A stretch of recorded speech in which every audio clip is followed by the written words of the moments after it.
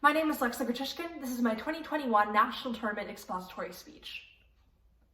Looking back on my childhood, one weekday stands out. As the days dragged on, I looked forward to not Fridays, but Wednesdays. Wednesday nights at 8 p.m. to be exact, where I could be found remote in hand, TV turned to Channel 7, tuned in for the reality TV show Survivor. As I grew older, I chose to instead display my passion for art or music to the world, embarrassed to admit my secret love for reality TV. But after watching every season of the show, I can now say that I am proud to be a Survivor fan. By analyzing the inner workings of the show and delving into how the series mirrors our real world, we can understand how there's more to Survivor and reality TV as a whole than first meets the eye. The basic premise of Survivor is built up of three main components. First, contestants are dropped off in a remote location, pitted against the elements. Then players are split into teams called tribes. They're divided randomly or split up by factors like age, gender, or profession. Finally, the game begins and contestants must account for their physical needs and compete against the other tribe to win either reward or immunity. The losing tribe must then go to tribal council, where they vote out one of their own members, until the show is narrowed down to 3 final contestants, one of whom ends up winning the $1 million grand prize. The concept sounds fairly simple, and some watchers definitely tune in just for the drama.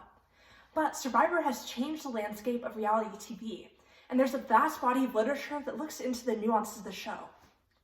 Survivor is a series that keeps you hooked, and as NBC President Garth Antier observes, this is thanks to the fluidity of the series.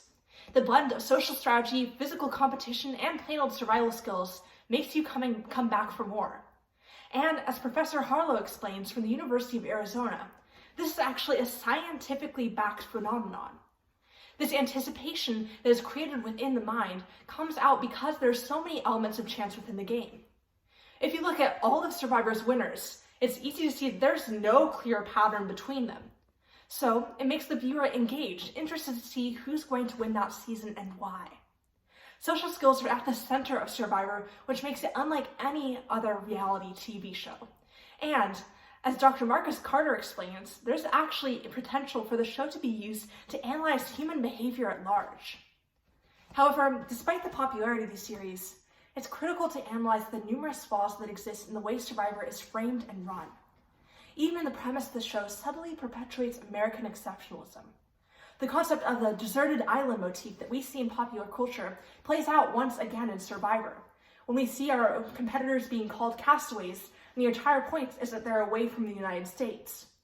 The issue with this is that the castaway scenario depends upon separating itself out from American mainland, essentially otherizing the people who already live on the island before. This is seen through the way that Survivor has treated the eating challenge over the years.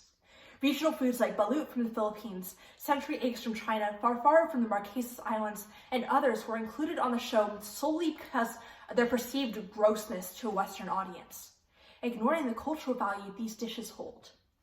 But oftentimes, this bias is more overt and broad-reaching. Throughout the history of the show, people of color and women have consistently faced barriers to participation. Much of this is the fault of casting and editing, where women are forced into rigid stereotypes, such as the villainous, the caring mother, or the empty-headed flirt.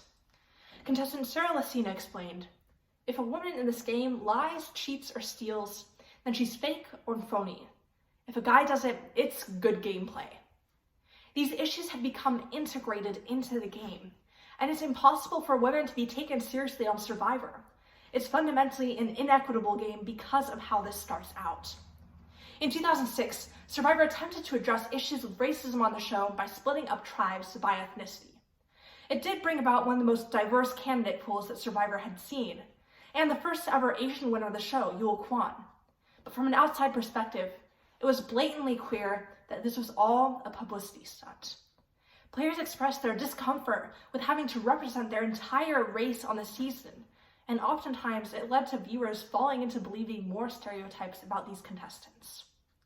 Survivor is also known for tokenizing queer players and people of color in order to make them appear more inclusive.